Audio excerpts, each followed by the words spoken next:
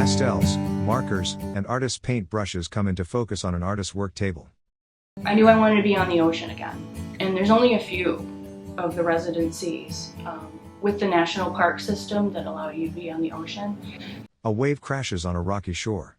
Next, a white woman with sandy hair wearing glasses sits in a room next to a workbench. Words appear: Liz Hubler Torrey, Schoodic artist in residence. Maine was easier to do, cooler weather, and since I had already been here, I sort of kind of knew the area and knew potentially what I could find.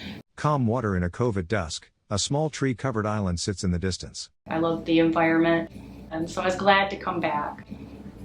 One of my biology professors came to me one day and said, you know, there's a lot in common between artists and scientists, and I had never heard that before. So it kind of started my fascination with science. An electronic microscope connected to a small laptop computer. My name is Elizabeth Hubler Torrey. I live in Grand Rapids, Michigan, and I'm from Lansing, Michigan. She consults a chart as she paints an image. I work in imagery from science, and here at the Institute, I've been out collecting water samples, looking at them through a microscope, and then using that to inspire paintings and sculptures and sometimes artworks sort of in between. A sealing iron sits on a stand over a plate of wax.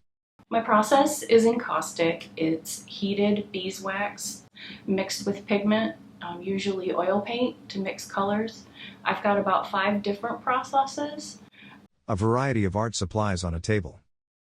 But typically I lay down colored wax, scrape it back off, getting the relief that I'd like to have on paintings. The encaustic can do so many different things. She picks up different types of objects. It can be sculptural and high relief. It can be granular.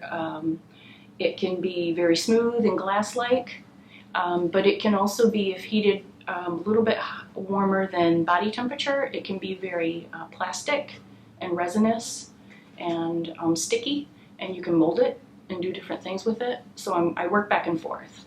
I'll have like 3 or 4 things going at one time, which is kind of what you'll see here in the studio. Projects sit on a table.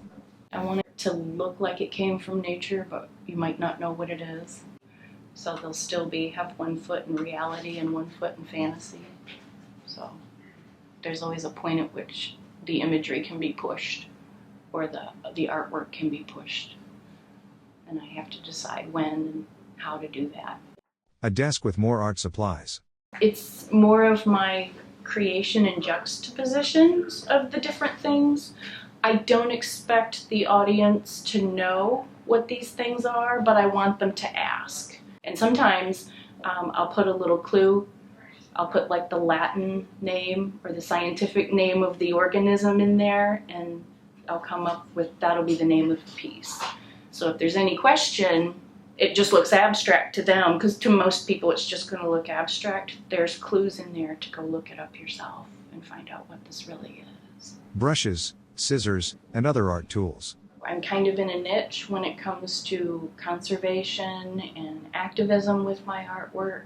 Now we're into sort of a more contemporary art phase where it's easier to mix the disciplines. So I can pull from all these reference imagery. The scientists are putting more and more things online, public domain images to use. Images of organisms hang on a wall. I'll have so many visuals in my memory. A peninsula under a blue sky. From taking the samples and walking the peninsula, it'll be meditative and really positive inspiration to take into my studio that's in my basement by myself. So it will infuse probably my work for the next couple of years. The National Park Service and Friends of Acadia logos appear over a setting sun. Credits. Filmed by the Acadia Youth Technology Team. Music, West in the Shadows, by Dan O. Songs.